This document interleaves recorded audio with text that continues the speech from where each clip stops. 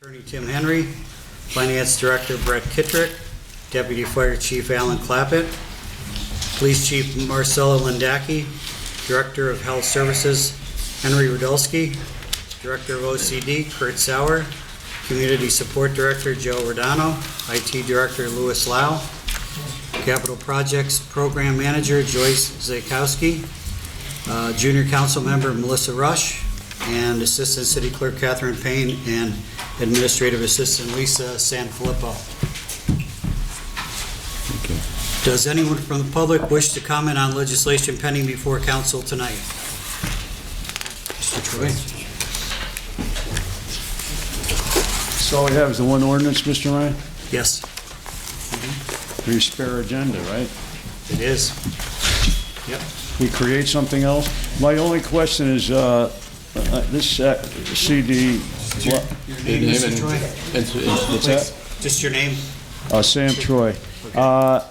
This will be allowed for public comment at a later date, I assume, right, regarding the suggestions for how the money should be spent and where it should be spent, I assume? I mean, or has this already been appropriated, or what? What's that, the ordinance? On the ordinance. The ordinance, yeah. You have to have a separate public input session on that, don't you? Or- Well, it would have to go for a second reading. Yeah, we're actually having a public hearing on it next Wednesday, 14th at 3:30 for discussion, just for your input. And if you want to come to my office at any time, tell me when you need your plans, please feel free or give me a call. There already are certain allotments or appropriations. They haven't published yet by HUD, we're just doing a preliminary to get your input, that's all. So the input will be on the 14th then? Yes, Okay. it's going to be in tomorrow's paper. Okay, thank you. That's all I have. Anything else on pending legislation? Thank you. Okay. Then the first order of formal business by council is a consent agenda resolutions. Motion, second, and vote. Motion, Mr. Merritt. Second. Second. Second. Mr. Brooks. Mr. Brooks. Yes. Ms. Gilbert. Yes. Mr. Merritt. Yes. And Mr. Barrett. Yes. Motion passes. And next is the single ordinance, which Mr. Troy just spoke about. Motion, second, and vote. Have a motion. Ms. Gilbert. Okay, Beth Second. and Tony. Okay. And Mr. Brooks. Yes. Ms. Gilbert. Yes. Mr. Merritt. Yes. And Mr. Barrett. Yes. Motion passes also. Mr. Brooks, do you have anything for us this evening? Yes. First, I want to congratulate Councilwoman Beth Gilbert on her acceptance at George Washington for a master's degree in public management or political management. Watch out, folks. She'll all be managing us soon. Second, Mr. Chairman, all my questions that were brought up on Tuesday have been solved, and I thank the administration on that. And I guess thirdly, I just need to make a couple comments off the top of my head about the report that we received, and I want to thank the administration on the baseline financial projections for the city of Wilkes-Barre. It was a lot to digest on Tuesday. You might have read in the paper, of course, on Wednesday. And I hope all of us have been digesting it, and I certainly have been looking at it, and it is certainly a lot to take in. I see our role as council to be here as thoughtful and constructive dialogue in going forward on this. I think my only comment is I felt there was almost a pessimistic kind of view on this proposal, but at the same time, this morning I was at a board meeting of the Diamond City Partnership where I saw optimistic things, particularly with the $8 million private investment that George Albert is doing in this city, and the expansion of Pepper Jam and a new company that has been relocating here from Westchester County, New York, and a new startup called NEPA Fiber. So I see this stuff, and of course I think in everything that we do around here we have some pessimism, but we have some optimism. The only thing I can really say about the budget going forward is I am very apt to try to balance the budget on the backs of senior citizen taxpayers who are on fixed incomes. We are in a very tight, difficult situation. And I'm just here to say that I will offer as much thoughtful and constructive dialogue that I can in this process going forward. Thank you, Mr. Chairman. Thank you. Ms. Rush, I'm sorry, I skipped by you. I apologize, but do you have anything for us this evening? Yes, I would just like to say that the Junior City Council is going to be holding a clothing and food drive for Ruth's Place. So once we get our bin set up with Ms. Gilbert, we would like you to donate. It's a really great cause, and we're really excited about it. Wonderful. Thank you. Sounds good. Ms. Gilbert?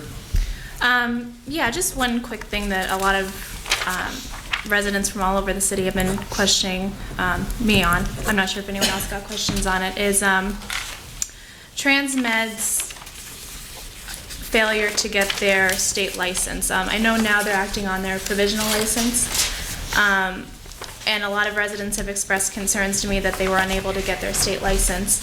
And I just had a few questions as far as when are they eligible to get their state license, and if the terms of our agreement, if the terms of the agreement, would they then kind of nix the plan if they were to fail to get their state license, if they were only acting on a provisional license? How would that work if they were ultimately unable to get their state license? Anybody have an answer to that? The provisional license simply means that they didn't meet the minimum criteria to get the regular license. They have 90 days to meet that minimum criteria. If within that 90-day period they do not meet their minimum criteria, they lose their state license and they will be unable to operate. Okay. So that would then mean the termination of the agreement with the city, I would assume? They don't have a state license, they can't operate Right. anywhere in the state. Okay. So All I right. have to say yes. Okay, that's all. Thank you. Thank you. Mr. Merrick? Nothing new this evening, Councilman Garrett. The only thing I have, I, like all of the council members here, have been carrying around the mayor's proposed budget and the PFM recent program, looking at it very intensely. I have a couple comments after Tuesday that follow along with what Mr. Brooks had to say, and basically the report, if you've read about it, says if we do nothing, we're going to have a problem. We are on a collision course for big-time problems. And it appears, looking at it, that a lot of it has to do with debt payment. Obviously, other costs are increasing, revenues are pretty flat, debt payment.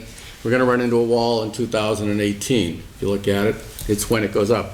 And I know the mayor has talked previously when the previous administration brought up, and the mayor was critical, saying, well, kick the can down the road. We might have heard that.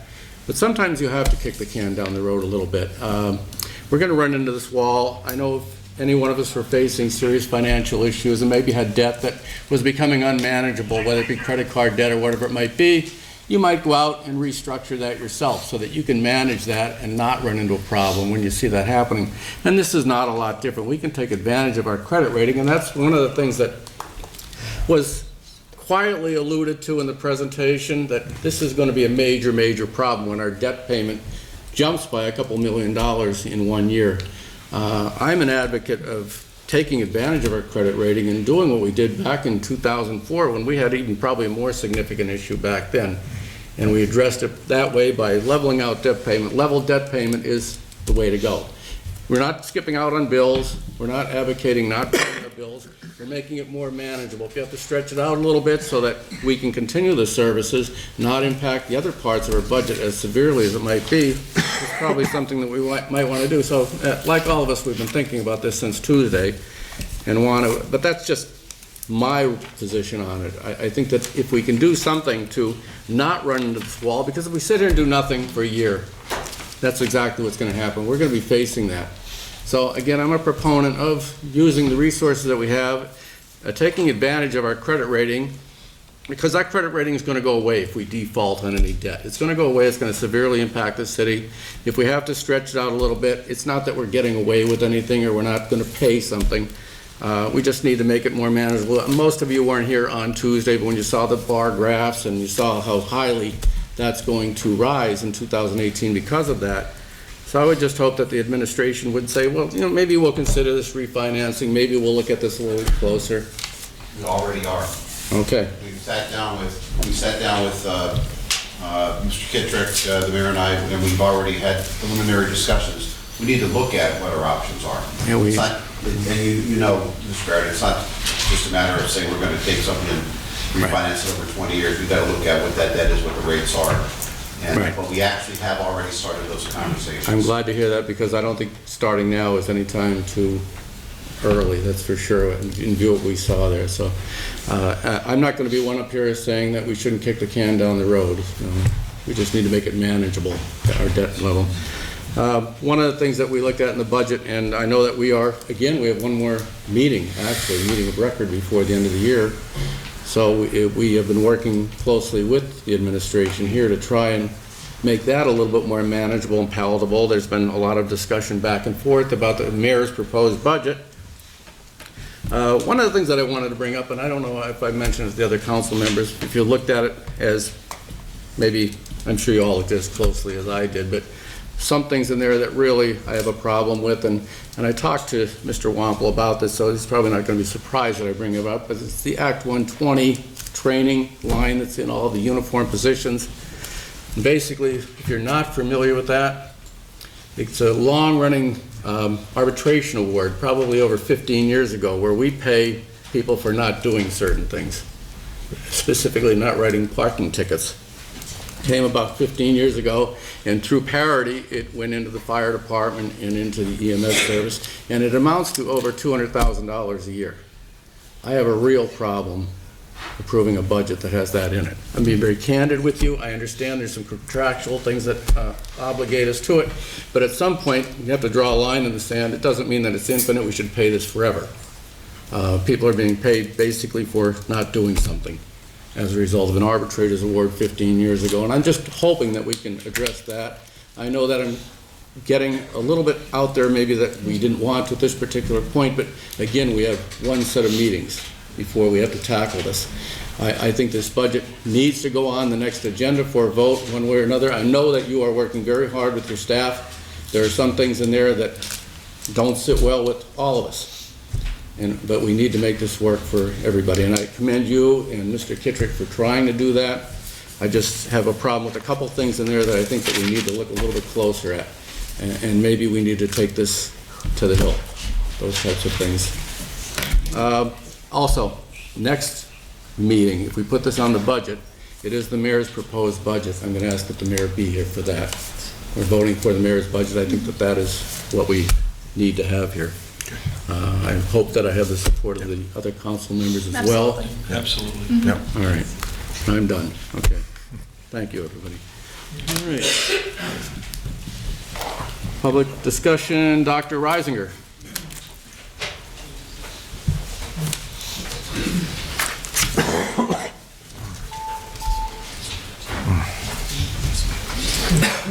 Brought my elf with me tonight, just for council, and this is my daughter Kaya, And if you could be so kind as to introduce yourself. Dr. Jerry Reisinger, Thank you, sir. Kingston, and this is my daughter Kaya. She's homeschooled, and she's learning the political process tonight, and she's been a strong advocate of developing the Riverfront, which I've been doing probably for about the last 30 years, and the good news is that we just won the award for the River Year Award in Pennsylvania, which is a tremendous accomplishment because 25 years ago our valley was killing the Chesapeake Bay with pollution, and it was a crisis. And working with Congressman Konjorski, President Clinton, Al Gore, Vice President, and also Secretary of Interior Bruce Babbitt, we were able to develop the river so that we had American Heritage designation, which brought in millions of dollars for development. And we've recently been working with the Seneca Nation has been working with Representative Aaron Coffer on developing the West Side Riverfront from 44th to Kirby Park. And there was a delegation of Seneca councilors that came down about 2 months ago and met with Representative Coffer. And in this packet of information, you're getting the poster, but you're also getting a design of the Seneca Trail along the west side, and we're hoping that we could implement some of this in Kirby Park, which is, as you know, a dangerous area. It needs to be developed and cleaned up. And it's also a sacred site of the Seneca Nation, a large village burial, and springs, medicine springs are there, and a beautiful swimming beach. And it's a great water park that has been neglected over the years, and we haven't had a chance to really take my daughter for a walk along the swimming beach. Kirby Park has a swimming beach. It had a beautiful band shell at the beach. It had a beautiful fountain and a wading pool. As a child growing up in the 50s, I experienced this beautiful water park designed by Frederick Law Olmsted, which is our Fairmont Park. That park is more valuable than Fairmont Park as far as historical Olmsted development. And what we want to do is incorporate the Seneca Trail from the beach at Kirby Park to Tunkhannock through 44th, connecting it underneath the Cross Valley Expressway along the river. And this is a successful project that I worked on with Wyoming County, Eaton Township, where I have a farm. This is an accurate Seneca Trail sign designed by our Seneca artist, Carson Waterman. And so we have quite a few professionals that want to become involved in developing our West Side Riverfront. And in this packet also is a historical account of how absolutely gorgeous Wyoming Valley is. It's probably one of the most sacred, beautiful valleys in the world. And it's a tremendous account of what was here. It was known as Indian Paradise. And the Seneca Nation wants their paradise back. And because we are very committed, as you saw in the paper, with protecting the water. And in the Dakota protest, there's an international worldwide movement now to protect water, and it's for the future generations of our children. And we've done a tremendous job here receiving this award, and I'd like to let the city know that I've been working with Aaron Coffer, and I'll be meeting with Senator Casey soon. I graduated with the Casey family at Scranton Prep. I know the family very well. And he's excited about the federal recognition that this park could give our community. If we wanted to boost our economy, we need to work on the tourism. We have the most beautiful river in the country right here in Wilkes-Barre. Wilkes-Barre is a riverfront town. And we have a 90-acre Kirby Park that is a crime haven. And it's an embarrassment to our community, and it needs to be developed for the safety of children. I mean, there were some serious rapes and murders in that park in the last couple of years, and personally, I'm fed up with it. I live in Kingston. I'm paranoid about my daughter and my wife that go to Kirby Park all the time, because on the other side of the levee is a dangerous criminal situation. Now, also in the park today, there are sacred springs at the end of Kirby Park, just before you get to the Black Diamond Bridge, that are now being polluted by a broken sewer main. And it's a tremendous pollution to the ponds in that area because of Zika mosquitoes, and they're breeding out there. There's a tremendous mosquito population at the edge of Kirby Park because of bad hydrology, just neglect. And what we need to do is bring that proud park back with the help of the Seneca Nation. I've met with the county, Harry Haas at the county council. I've met with Mr. Kellerman. They're excited about working with the city and the Seneca Nation and getting money into the park through the DUI program or the Sheriff's Department. And we need to form a committee where we could work on developing this West Side Riverfront and make it state-of-the-art, federal, beautiful for our community and for the safety of our community also. So that's why I'm here tonight, to leave this information for you and say that we're all working hard to make our community beautiful. And downtown is absolutely gorgeous tonight, and I think you've done a tremendous job at the downtown, but now we really have to clean up Kirby Park. because it was a young girl, just a little bit older than my daughter, that was raped in there 2 years ago. And her life will never be the same again. And their family, I was at the hearing when the family was there. I can't imagine the trauma. But this is what's been going on, and we're all responsible for it because we don't clean it up. And it has to take place now. I'm organizing people to do it, and I just want to invite the city council to really get involved with this project. And also I want to say that this building is built on a Seneca Nation burial site. There's nothing more sacred than this site to our nation. And so, let's come together and work together and clean up our riverfront and make it safe. Dr. Reisinger, I couldn't agree with you more. Of course, you probably saw in the paper that the Delaware and Lehigh Heritage Corridor from Easton to Wilkes-Barre is just about to be complete, and if this can be complete from Wilkes-Barre to Tunkhannock, that means you can walk or ride your bike all the way from Easton to Tunkhannock. And I think as Wilkes-Barrians, we should be so unbelievably proud of the Indian heritage that we have inherited in this area, and then take it to Olmsted in the design of that park, because we have such a gem. And I hope we'll listen to you and the city will work. And if you need a committee member, I will gladly help you in any way I can. Beautiful, beautiful. Thank you. All we have to do is clean it up. Right. Thank you. It's gorgeous. Thank you. There was mention, what about a sewer issue or something? We have sewer lines that run through the back of Kirby Park in that area, or sanitary authority might? I believe there's sanitary authority lines, Councilman, but I will look at that. Yeah, they're working on it as I speak. Okay. Popple's been in there about 3 days, but it's a dangerous situation because there's mine voids underneath that, and there's a lot of sinking springs and quicksand in there. The workers were in there the other day, and I was really nervous that they were going to just actually sink right through.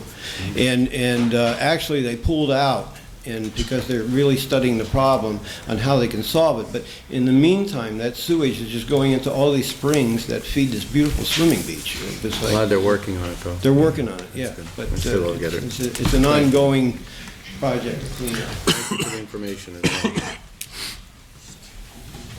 Linda Joseph?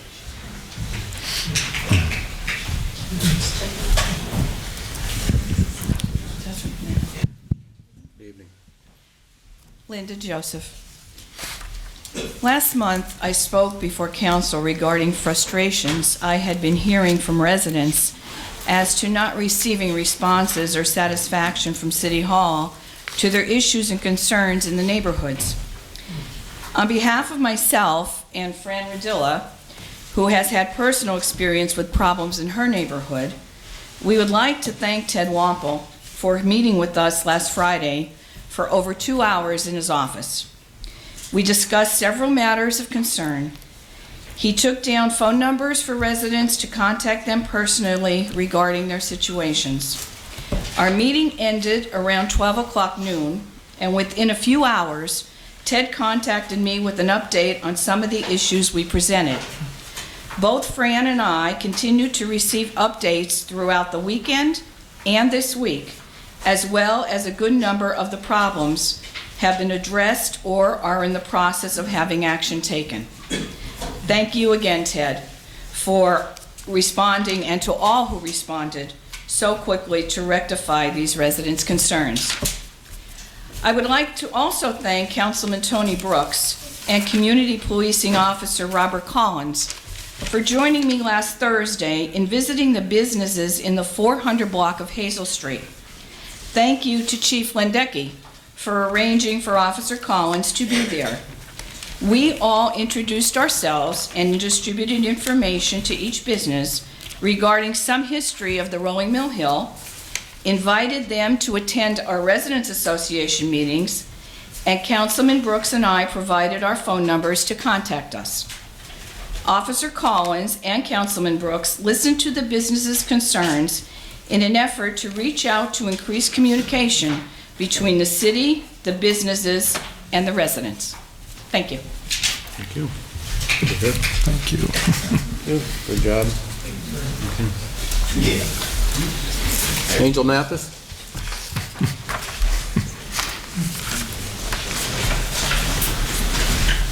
Good evening. Angel Mathis, Wilkes-Barre. I have 3 concerns. The first one is quite honestly, I don't think you could probably do anything about it at this point, but just keep it in consideration, is the fact that Service Electric has an exclusivity contract with the city, which means that if you owe Service Electric any type of equipment bill or whatever, you cannot have cable. And also, that leaves open, well, that narrows the gap for competition. And the reason I bring this up is because Comcast is quite comparable to Service Electric, but since there is an exclusivity contract, they cannot come in until it expires. So this is something that I will be doing periodically, coming and urging council, do not renew an exclusivity contract with Service Electric, because with Comcast, you could get, if you're a student, the school district, if you're elderly, you could get Lifeline internet, which I don't believe that's an option at Service Electric. You would actually have to have an account to do that, but you can set up specifically accounts for Lifeline internet with Comcast. But that's neither here or there, but I just urge you guys, when it's up, please do not renew it. The second thing is something that's more, it's a more pressing matter for me and my family, because believe me, I do not begrudge any business that come and open in Wilkes-Barre. I actually encourage it. However, with Chick-fil-A specifically, they fry in peanut oil, and peanuts is a major, major allergy. I attend school at Luzerne County Community College, both in Nanticoke and in Wilkes-Barre campus. And at this point, it's costing me money, because after sitting there Tuesday evening for class, when I get home and I wake up Wednesday morning, my face is swollen. And it's like literally half of my face is swollen because I'm allergic to peanuts. And a lot of people are under the misconception that peanut oil do not transmit in the air and that people cannot be that allergic. It is a myth, because apparently, I am that allergic, my daughter is that allergic, and for it to be in the center of town and use peanut oil, I feel that may be a health hazard, because peanuts are one of the largest allergens, and it limits actually, when they're operating, how far or how close I can be with them, and there are others in the same position.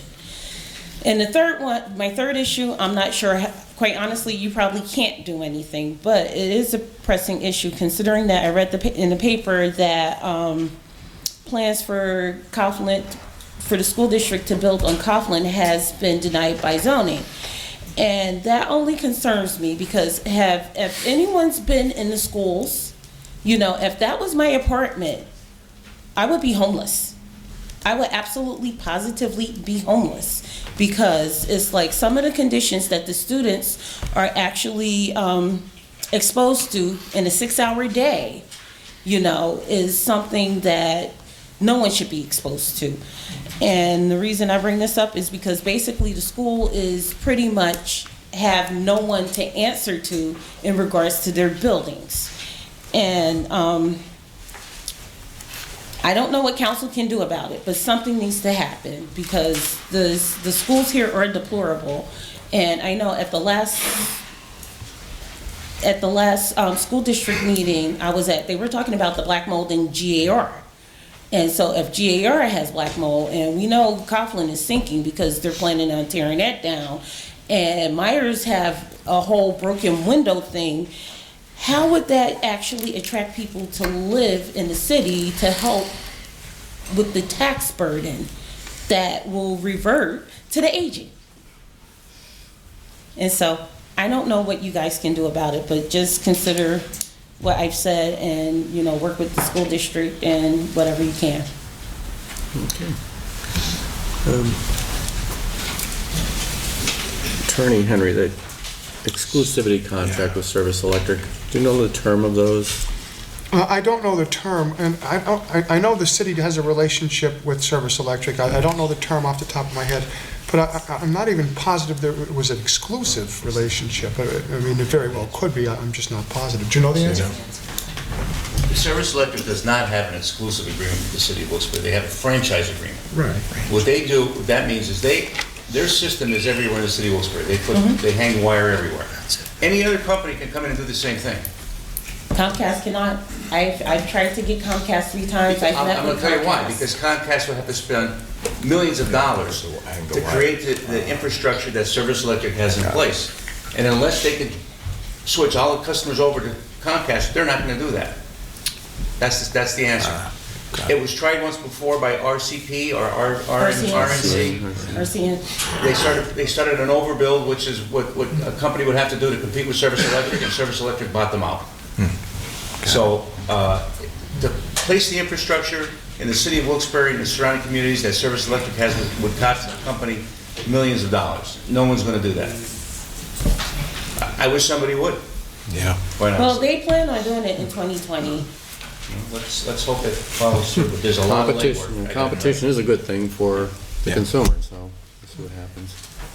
Okay, and, on the peanut issue, our health director would like to speak to you about that, maybe when you have time, and we'll update you on where that stands. Okay. Yeah, it's been looking into it. I don't know if you have a number for her, you have a way to reach out for her, but I'm sure. Okay, thank you. Ronald Shivers?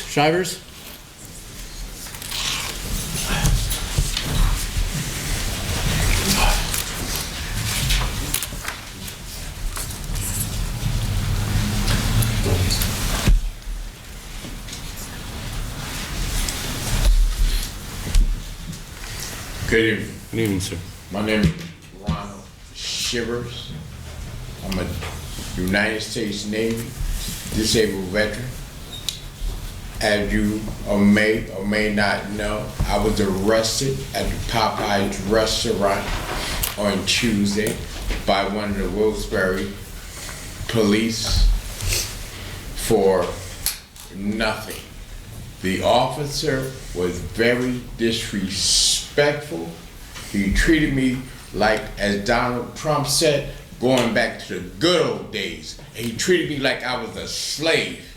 Okay, I'm a dialysis patient, and he grabbed my arm and he twisted it. Okay, my wife explained to him that he's a dialysis patient. Don't do that to his arm. He put his hand on his gun and told my wife and my grandson to back up, like he was gonna shoot them. I was afraid for their lives and my life. For 10 pieces of chicken that they messed my order up on, and I went back to speak to the manager. I had talked to Wilkes-Barre Township Police officer when he arrived. The Wilkes-Barre Police arrived. Him and myself and the Wilkes-Barre Township Police officer had a very nice conversation. He was respectful. He called me sir. I called him sir, young man, because he was younger than me. The Wilkes-Barre Police, as soon as he got there, he saw I was black. He jumped out of his car. He ran in my face. He was so close that he was spitting on me. What is your name? What is your name? I said, my name is Ronald Shivers. What is your name? My name is Ronald Shivers. How do you spell it? I said, sir, you don't know how to spell Ronald. I'm gonna lock you up. You have an attitude. I had no attitude. I was talking to him.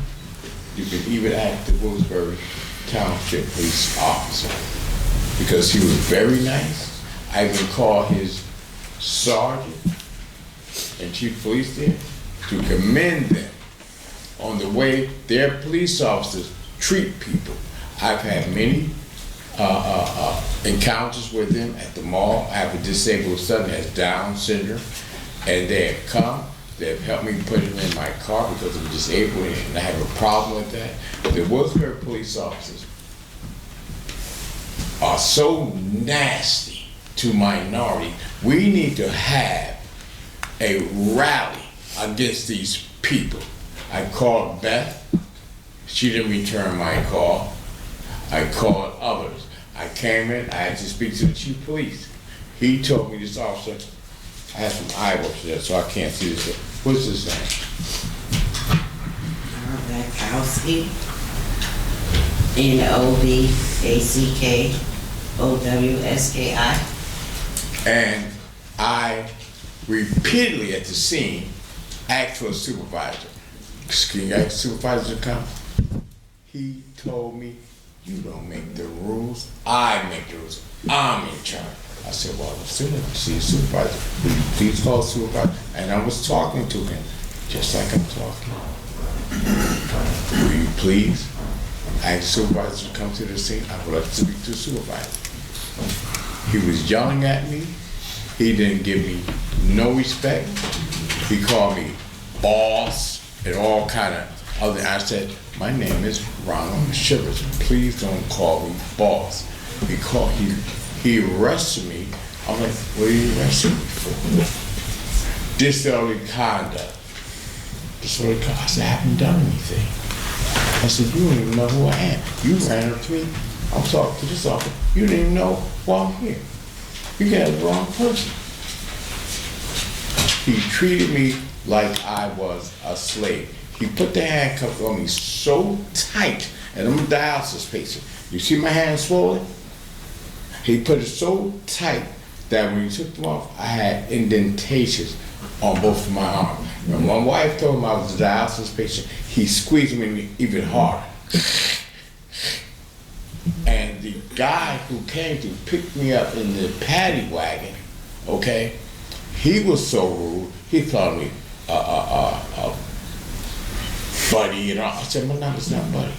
My name is Ronald Shivers. I would appreciate if that's what you would address me by. He tried to throw me in the back of the paddy wagon. Had it not been for the Wilkes-Barre Township officer to help me in that van, I'd have been flat on my face. I had a bruise here on my leg, right here, that was caused by the Wilkes-Barre guy who came to pick me up in that paddy wagon that pushed me and to try to push me. Then when I got to the precinct, okay, like I said, I'm just saying, I couldn't get out. They're pulling on my arm intentionally, causing me pain. So I said, that hurts. He said, well, the handcuffs are meant to be comfortable. I couldn't get out. You know what they did? He pulled me down on the floor on my back and dragged me out of the paddy wagon. When that little step, I hit my back on that to the point I was in so much pain that once they did release me, I went to the VA hospital for x-rays and medication. I'm still in pain. The treatment that I received here for 10 pieces of chicken, and not only that, they have it in the newspaper, embarrassing me in front of my neighbors. My son plays football. His friends, his coach, my wife's friends, they call me, what happened? Is that you in the paper?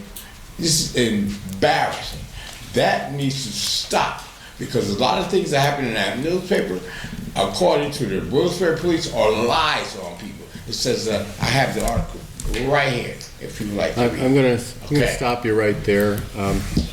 First of all, this is a very serious situation you're describing.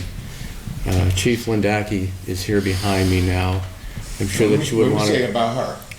The last time I was here, okay, when they shot the young black gentleman in Louisiana, I came here, I came to her office, I spoke with her right here, right in this meeting, okay? And you, the city council, told her to call me because she said that her secretary called me, and that was a lie. No. And she was supposed to call me the next day, and this was a couple of months ago, and she hasn't called me yet. Even when I was at the precinct, I asked for a supervisor. Okay. They did not call supervisor downstairs while I was handcuffed. I asked for her to come down. All of this needs to be discussed with the chief, and she will, I'm sure, Chief, I'm speaking for you. Yes, give me the number first thing in the morning. Do we have your contact information, sir? Yeah, I'll give it to her. Again, yeah. Well, you have to give her a chance. It's been I know almost that- 3 months since the last time she was supposed to call. So is that chance Well, enough? I'm sure she will call you very quickly. Mr. Shivers, when did you call me? I called you Tuesday. I have your card right here. I didn't, did you leave a voicemail? Yes, I did. I never got a voicemail from you, I'm not sure If why. you check, here's your card right here that you gave me. Right, no, I'm not sure why I didn't receive a voicemail. I'll get your phone number No, I after the did your meeting. voicemail, and I Okay. met you when they had the cookout over there. Right, in I remember. Wilkes-Barre with Mr. Giroux. Yeah, I'm not sure I why I did didn't call get you. your, I don't know why I didn't get your voicemail, but I'll get your number after the meeting. Something needs to be The done. chief will Okay. be in contact with you, sir. I'm sorry that this occurred. She didn't Okay, expect so to do that. what's gonna happen? Like I said, I they don't- need to stop putting She will look into it. things in the newspaper about people that aren't true. Okay.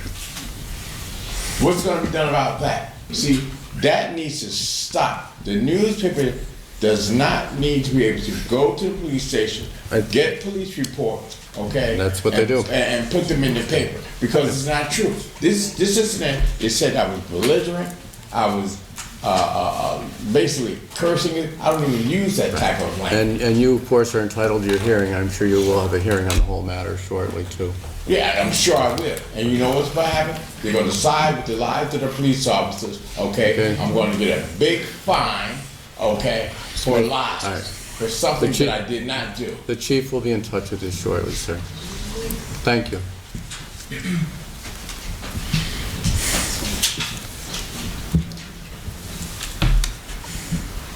Carissa Sewell?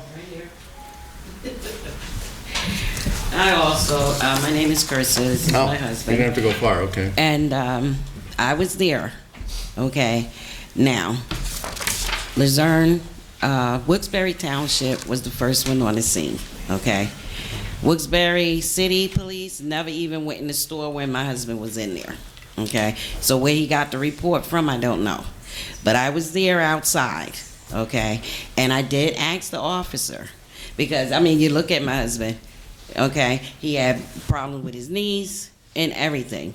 The only thing my concern was first, what are you arresting him for? Because if he was acting like that, don't you think Luzerne Township, Wilkes-Barre Township would have gotten him already? Okay, he was sitting there talking back and forth with the officer. Wilkes-Barre came in and destroyed everything that was going on. And I didn't appreciate it at all. I had my 4-year-old grandson with me, and he wants to know what they're doing to Pop. But I did ask the officer, okay, can you please watch how you cuff my husband because of the fistula in his arm, okay? Any given time, he can bleed out from it, okay? And my husband did put his hands behind his back when he instructed him to, but he took his arm and he twisted it back, okay? He didn't refuse, he didn't do any of that. Okay, he did request that they hold that videotape from the Popeyes in the store. Okay, so we trying to do what we can to resolve it. And yes, we did get a few phone calls. Oh, was that him? Was that you? Was that you? They can't even believe it that even went in the paper. I don't even know why the police was called. I really don't. Okay, so now again, when he's out, okay, I have a 17-year-old special needs son. Okay, right now I have my 19-year-old watching him.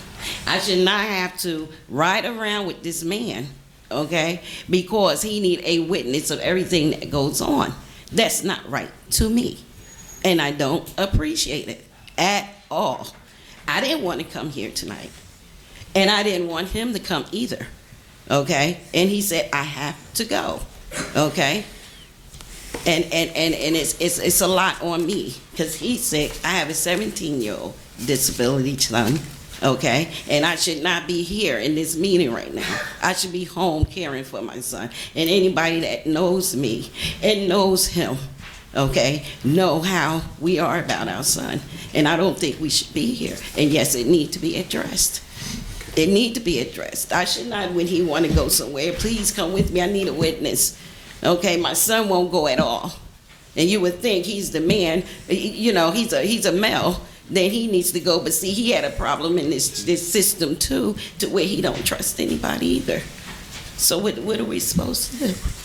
Well, I, just as I said, I'm sure the chief will. I mean, what if he would have bled out?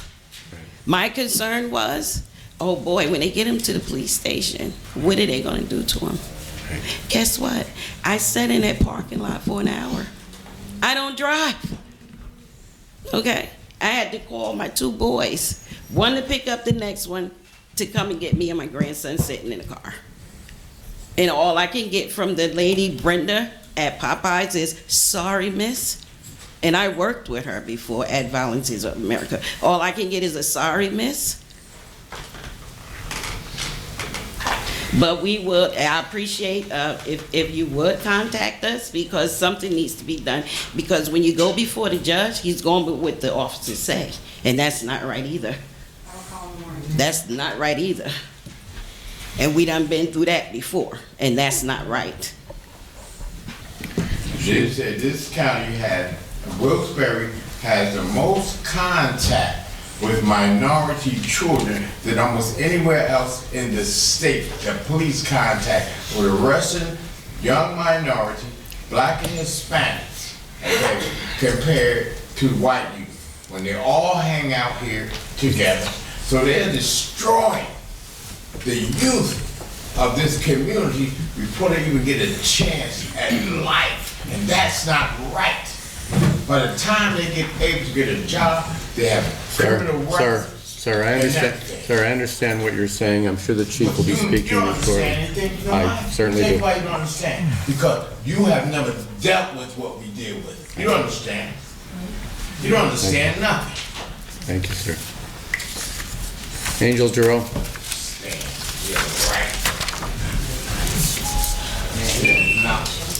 Good evening.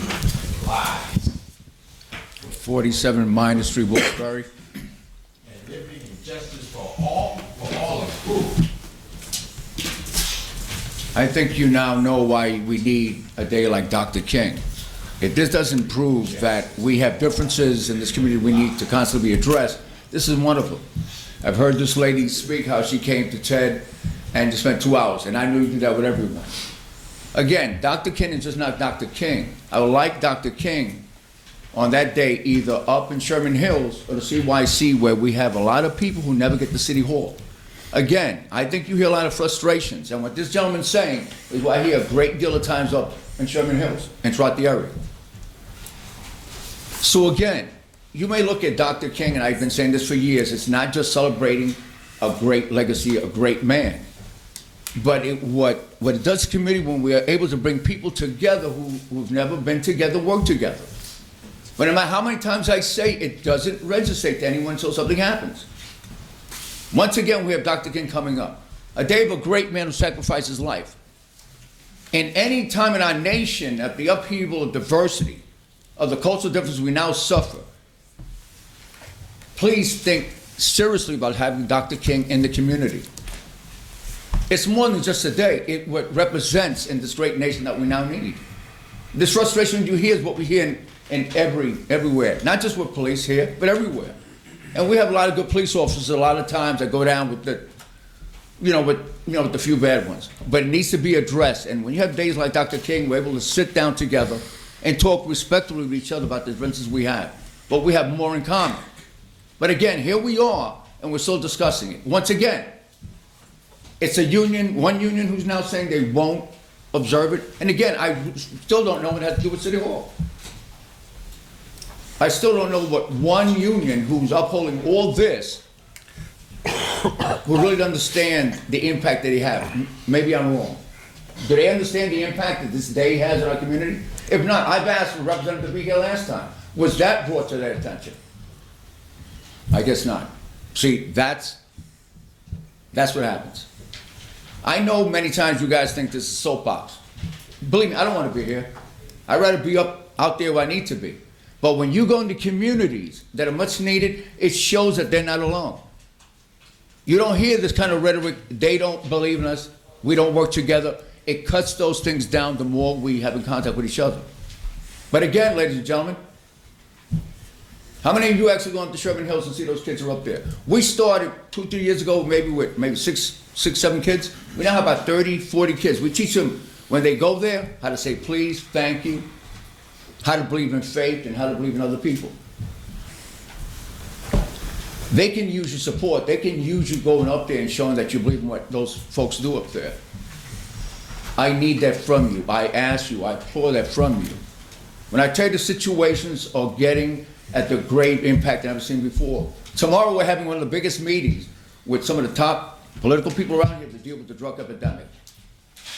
It starts with events like Dr. King. We're able to sit together and address this as a community. Keep ignoring it, ladies and gentlemen, the too often that you do. And what you just heard here is going to resonate over and over again. The frustration people have when they think there's a disconnect when those who are supposed to be protecting us and leading us is often not heard. So please, consider Dr. King outside City Hall. But think of it in Sherman Hills or CYC, where many people don't know what goes on here. And if we're going to move on as a community, we need everyone on board.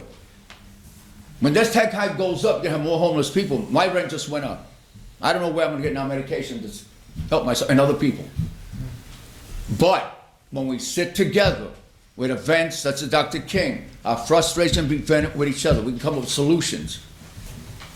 Keep ignoring it and allowing people to come with their own solutions. You're going to have the answers you want, and it won't be the ones that you want. I keep telling you that, but you don't want to listen. I need you to be more supportive. Go up to Sherman Hills and other programs. I need your faces up there. Dr. King, more than any year, look what's going on in our great nation. Of anything, we need to be supportive of our police officers, our community, our leaders, and yourselves. So please consider that. I ask you, I beg you. It's that important. Thank you.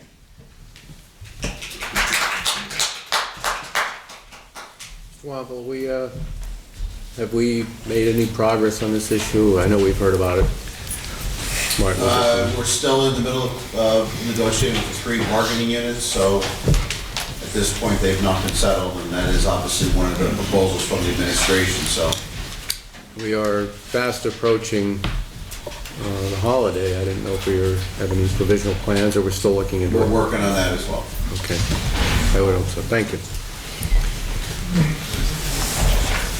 Anybody else? I don't miss anybody here. Phil Myers?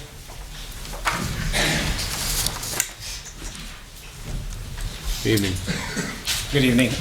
My name is Phil Myers, and I'm the president of the Wilkes-Barre City Police Benevolent Association. Behind me, you will see several members of the Wilkes-Barre City PBA board and the general membership. We are here on behalf of the PBA membership, which is the bargaining unit for patrol officers, detectives, sergeants, and lieutenants of the police department. Possibly for the first time ever, we have found it necessary to publicly come to City Council asking for help. Can I stop you? I'm not going to stop you from saying what you need to say, but this council does not have jurisdiction over any matters involving the PBA, the police department, or its staff, just so you're aware of that. Okay. But you can continue. I just want to make that clear. Okay. It is not our intention to embarrass anyone, but we have attempted to deal with our concerns privately with the mayor, and it has failed. We have made our concerns regarding Chief Landacki clear to the mayor before her appointment. The PBA has spent nearly a year attempting to professionally work with the chief and her staff with little or no success. We've attempted to discuss our concerns with Mayor George on several occasions, only to be left ignored, abandoned, dismissed, and neglected. It is extremely frustrating since the mayor campaigned on the back of the police department with the slogan, Law and Order.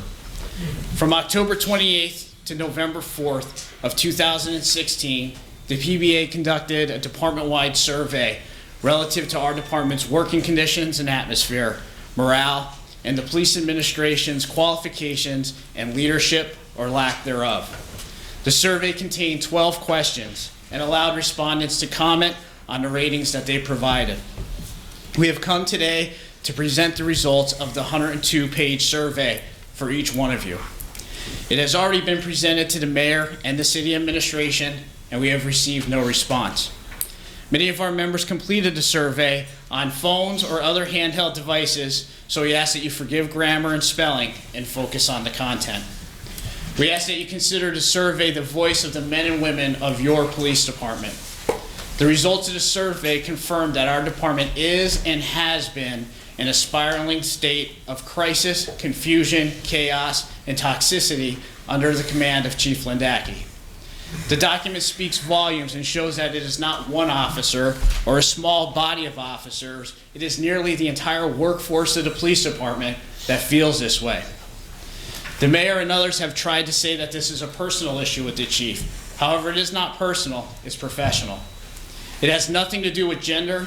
It has to do with the ability to lead our organization as a professional. The common goal that was once shared between the city administration and the PBA of reducing crime and increasing public safety has seemingly become lost. It is not that we do not want to share this goal, but rather that the chief and her administration has made it nearly impossible, and we can't.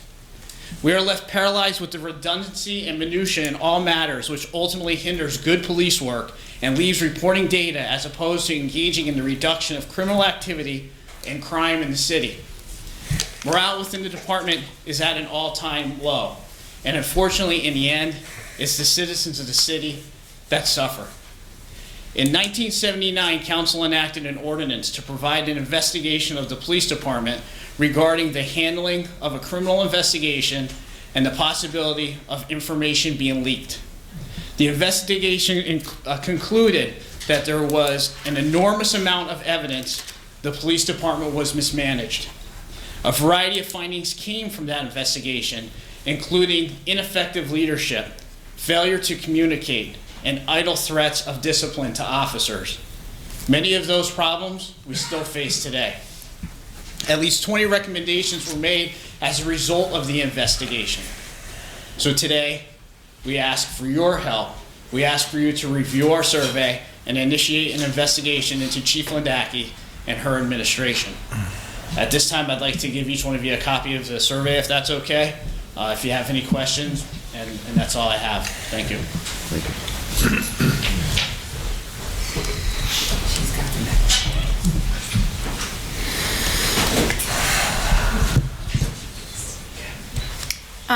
Phil, when was this given to administration? The Friday before Thanksgiving, Okay. November 18th, approximately. Is there a reason why this hasn't been addressed yet? Or has it been addressed? I'm not sure. Anybody? I'm aware of it.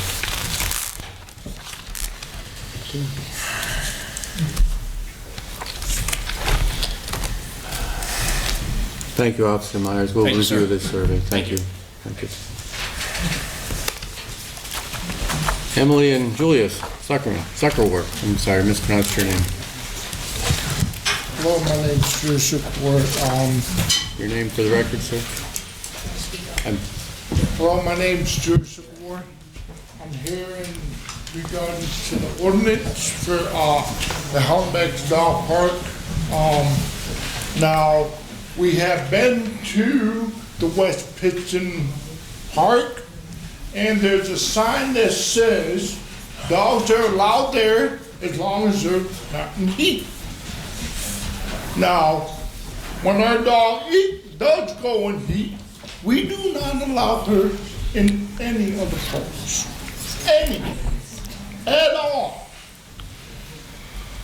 So now, it's like, you guys want to pass this ordinance, spayed, neutered, whatever. I mean,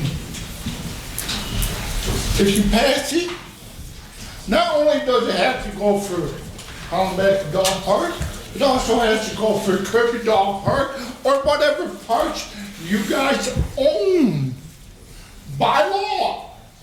By law. And how I know that, I have contacted a couple of attorneys here in Pennsylvania. So you cannot just discriminate one park. If you want to make this ordinance, it has to go to all, not just one. And for the people that are on fixed incomes, and here you want to say, well, your dog can't go to the park unless it's spayed or neutered. I think that's discrimination just as well. Because some people cannot afford it. Like us, we can't afford it. You gotta pay us $300, $400 that a vet wants. I can't afford it. And also, there's dogs that breed, all right, to sell. So you gotta go and tell a state breeder that has a license that they gotta fix your dogs, they can't breed no more? Wrong. Wrong, big time wrong. Thank you. I'm Emily Zuckerwer, also with our dog. She's had numerous play dates over at the West Pittston one because our friend doesn't really care to go over there. And we've had numerous incidents where they've been on the leash and gotten away and gone after another dog. And it's repeated and over again. There are people that have unfixed dogs in there and they're responsible with their dogs. It's the unfixed ones that continually cause the problems at the Wilkes-Barre one. And at West Pittston, the sign clearly states that any dog is welcome as long as it's not in heat. And any aggressive dog, any dog that gets aggressive in the park is to be leashed and removed immediately. With what you guys are proposing, as long as the owner puts it on a leash, they can keep it over at Hollenbeck. What happens when that dog is 100 pounds and pulls out of the owner's hand? Not only is another dog going to get hurt, a person's going to get hurt too. So you're basically saying it's okay to have a family in there with their dog playing, and then somebody's 100-pound dog gets loose from their hands and injures a child. Ours is 25 pounds. She's fine with dogs of all sizes, has never gone after anybody, and has never caused a problem. We have tried numerous times to get her fixed, and something has always come up. I am still paying on car repairs and back bills because of other medical expenses that have come up in the house. For her to tell her she cannot go to the park and play with those she considers friends is an atrocity. It's absolutely ridiculous that someone with a dog who's, like I said before, who has 2 police reports against it and 1 more will be put down, can go in there. He's fixed, and has had numerous problems. One lady doesn't even come anymore because her dog kept getting out of her hand and going after other people, and their dog is fixed. All we ask is, why can't we have the same rules as West Pittston? Let the dogs in. The ones that are misbehaving, they go immediately. Escorted out of the park with their owner, end of story. So my dog, who is extremely well behaved, cannot go in that park, would not be allowed in that park under these guidelines. She's extremely sociable, and sometimes that's the highlight of her day, especially if we're working. And I mean, for one of us to come home and say, hey, you want to go see your friends? Want to go to the park? Ears go up, she's at that door faster than we can get our shoes on. And she will bug us until we are ready to get out of that door. And all we ask is keep it fair, and this will also reduce calls to the police of people getting injured. Because every time the police have shown up at that park, it's been the same incident as Mr. Shivers. They have been absolutely rude to the owners of the dogs because somebody came in and caused a problem or baited another dog and caused an incident there. And they have been absolutely ridiculous with everybody at the park. After your presentation at the last meeting? Right, we tabled it, yeah. We did table for further review because mainly of what you're saying here. We have a couple dog owners sitting right here, so we understand it. We are sympathetic to what you're saying, and we want to make this work for everyone, as you do too, so that you can use the dog park and others can as well in a safe manner. So we don't have that scheduled to come up, I think, in any time in the near future. I don't know if there's any further That's what I'm aware of. research on it, but we will let you, I'll let you know if there's any. There's only one thing I would like to say, to the chief and the police officer. I would definitely give you the name of the person that was reported twice. And they're still allowing this dog to come to the park. Okay. I mean, it has gone after other dogs. It has pulled puppies' legs. This dog has. And that's why they, 2 reports and 1 more, And it's gonna be Julie, put if you down want and to call me still. with that information, you can call me with that information. You know where to find me too. If he wants to put his number on, I will Okay. get in touch with him online. That's probably even easier. Thank Thank you. you, Chief. Since Joel schedules. Sam Troy? Want me to see if he's in the hall? Please. Thank you.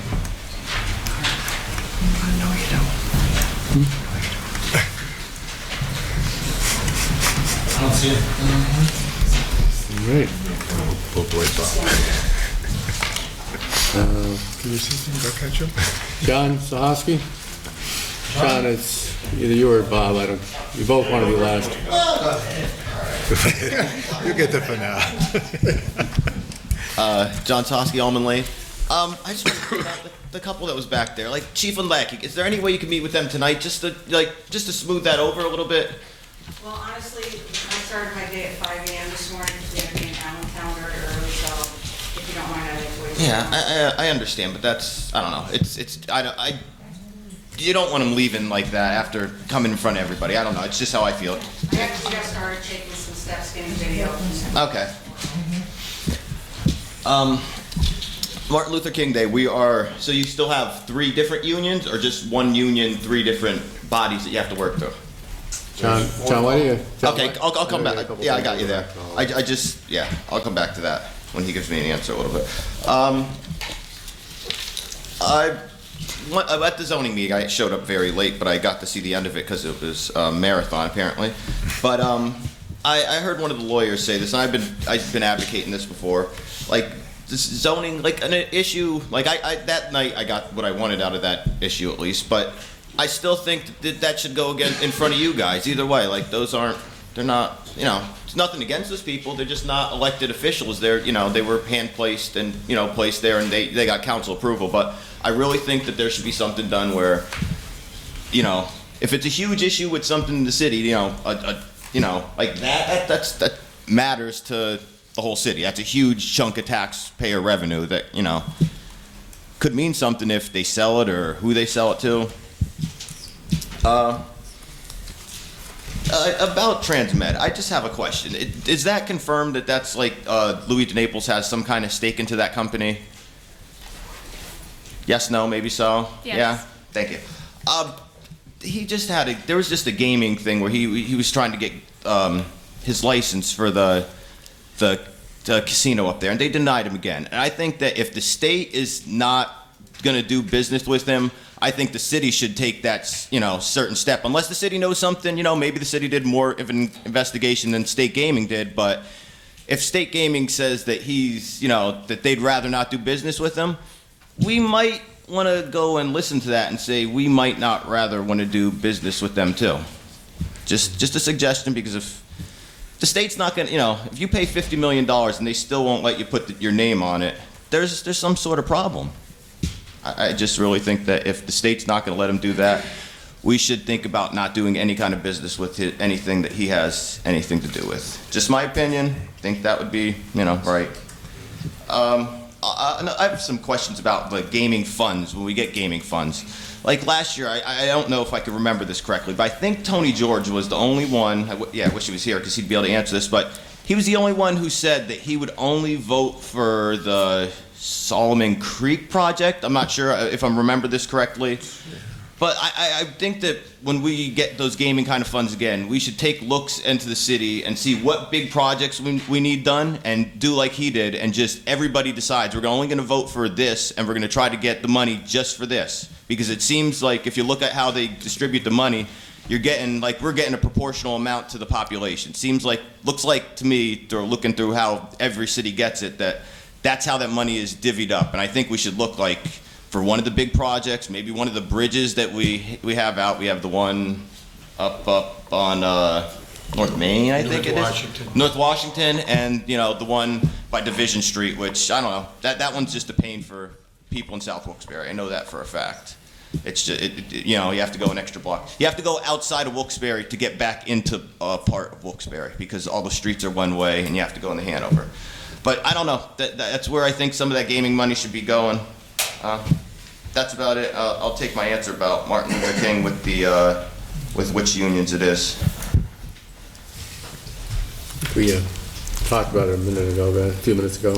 Yeah, just to repeat, in case you weren't here, John came in late, there's 4 unions in the city. The police contract is already in force. There's nothing we can do about that one.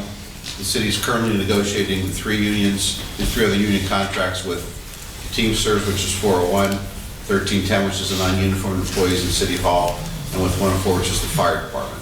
Those negotiations are ongoing and active. There's been no agreements reached on that yet.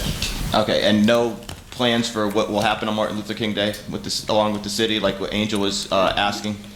And I apologize if you came in late, but as I told Angel and answered that question, we are in the process of actually discussing that already.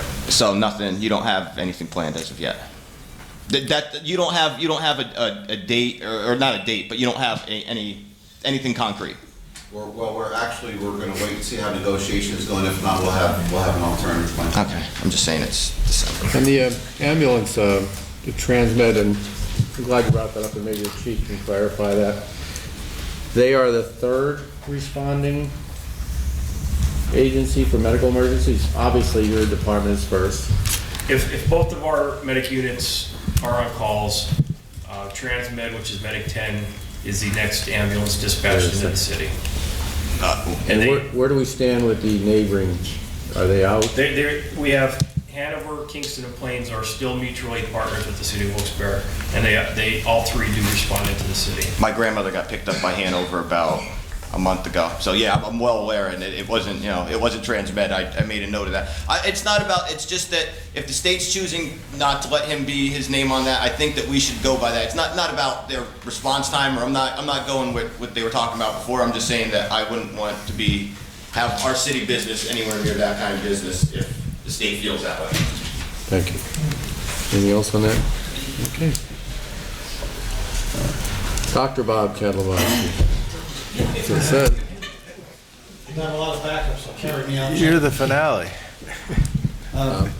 Ted, is the mayor here? Maybe can you call John Moses or Peter, maybe get him here? Because I thought he was going to be here. He's not here? Good evening. Is he going to be here for the next meeting? I don't know, Bob. We requested him to be here when we discussed the budget, we voted on the budget. I mean, because these are probably 3 of the most important or 4 most important meetings we've had, and why isn't he here? Can't answer. So I was wondering, I'm going to keep it short tonight, but next time I want 9 minutes and 36 seconds for the other people. And I really want to put a nice presentation on, because I know where these problems are. But as far as council goes, like I've been bringing it up for years about how the pays are set up here. Could we reduce the mayor's salary for next year? Because a lot of people are very upset, saying that he wants them to pay 20% of their health care, and the hog that he is getting $26,146 a year for health care. So now, could we cut back his salary next year instead of giving him a raise? Do you have the power to do that? That's what I'm wondering. And how about Tom and Varsky? Why do we have a guy there, 70 years old, that's retired, collecting a pension, and he gets handed this $54,000 a year job? And then we have the other lady he hired who lives in Dallas. So can't we start right there? And do you have the power to trim his salary? And just so you understand, the Tony George that is running the city right now is not the Tony George that I helped and other people helped. And he didn't outsmart me or the taxpayers. He deceived us. The guy lied. I mean, in a way, I feel sorry for Chief Lindaki, because I don't know if the problem's really her, because I think he's micromanaging the police department for whatever vicious vendetta he has against them. But the man is an outright liar. He was supposed to actually ask council to reduce your pays, do away with these benefits, these payouts. You get I don't know how many he's taken the $2,200 buyouts. You're supposed to do away with it. He was supposed to lower the salary. But when he got clipped because he was so thick with his report, it cost him $23,000 for lawyer fees, and now we're paying it. So is there a possibility we could trim the mayor's salary and eliminate some of these jobs? Carol Smith, I have nothing against her. She was a wonderful inspector. $70,000 a year to answer the telephone? Couldn't we get somebody to come in and volunteer with it if we had to talk to the unions or whatever? To let a volunteer do that? And all she does is call, she said, here, call this one, you call this one. All she does, she's an operator.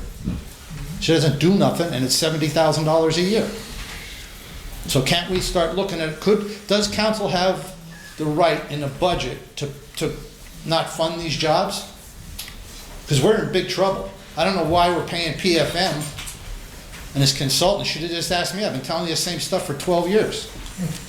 And now look where we're at. We're in big trouble. Mr. Kittrick, for the next meeting, could you bring in exactly how much we're in debt? Sure. Because I don't know if it's 135 million or 140 million, whatever it is. But we are realistically never going to get this debt paid. And I tell a lot of these people, like the firemen, they say, well, we only want a 3% raise. I say, yeah, for 80 people. If I was to run for mayor, they would have hated me more than him. But I would have been fair, because I would have cut everybody's salary if I could, including the mayor's. But we can't keep going on like this. So do you think next time can you get a habeas corpus or whatever you got to get to haul him in here? You know, just so you know, he lied to everybody. And now he has the city so screwed up. I don't know if we'll ever be able to unscrew it. But does the council have the right to eliminate these jobs out of the budget? Because I remember they did it to Bob Wilkie. They got rid of him one time. They took his job out of the budget. Do you have that authority to do that? And also, how about for the next meeting, I don't know what you did, but could we directly write to that Auditor General's office? I mean, it'd be more official if the council did it, to look at how that pension is set up. That's breaking us. I mean, Tom Layton is going to work, he's going to be retired 10 years, and he will collect almost $500,000 in retirement and health care. And now the Penguin, he's working for the state, I believe he's collecting his. He'll probably get the same. And that's what has a lot of these people mad. The union people, how come they're able to count part-time service? And Jim says it's the law. Well, matter of fact, Jim, next time, I want you to show me the law that says these people who didn't put as much in deserve to get the same pension or more than that police officer out there risking his life. I mean, you never could tell when somebody's going to go nuts with a gun or going to do something crazy. There's a lot of lunatics running around. So I don't understand it. So maybe will you give me an answer next time? You could write to D. Pasquale and tell him it's not only my concern, it's other people's concerns too about the pension. And also, if you have to get one of the habeas corpuses or whatever it is, haul him in here and make him answer these things. Bob, I don't know, in answer to a couple of your questions, this council nodded their belief that it's imperative that the mayor be here when this comes up on the agenda. So we can't order him to be here, but I can tell you that I will not vote on the budget unless he is here. So it's that simple. Just let me have another minute, just so you understand. Second. Oh, I'm sorry, go ahead. I'm sorry. As far as us going through the budget and striking certain positions out of there, I don't think that is within our jurisdiction. However, we have given recommendations, all of us have, to Ted, and we'll attest to that. Some similar to what you're talking about, others, but it is up to the administration to come back with us with a proposed amended budget for our vote. And at that particular time, we either accept it or we reject it. We do not have the authority to, and correct me if I'm wrong, Attorney Henry, to go into a budget and start removing positions out of it. We can vote on the budget as presented to council. We can make recommendations, but I don't believe that we can go in as much as we may like to and you may like to. to go in and do that. It's up to the administration to come back to us with an amended budget, and we can approve it or reject it. That's pretty much the way that works, and that's that separation between the administration and the council. We understand what you're saying. It is very critical that we do get this in place, and there are a lot of things in there that aren't sitting well, and I don't know if you're here at the very beginning of the meeting with all of us, but we are, I can assure you, carrying this around like it's the Bible, going through it and sending our recommendations, ways that we can possibly trim this down as much as can be, and we'll see what happens. Just so you know, he is an arbitrator's dream. Bill, he's an arbitrator's dream. He wants the union members to pay 20% of their health care, but the hog that he is, $26,146 a year? And Tim, maybe if you could look into it, how they got rid of Bob Wilkie's job one time. They just took it out of the budget. So these, as far as I'm concerned, this is just another pay-for-play administration. Tom and Varsky, if I would have known any of this stuff was going to happen, I would have never let him win. And he almost didn't win.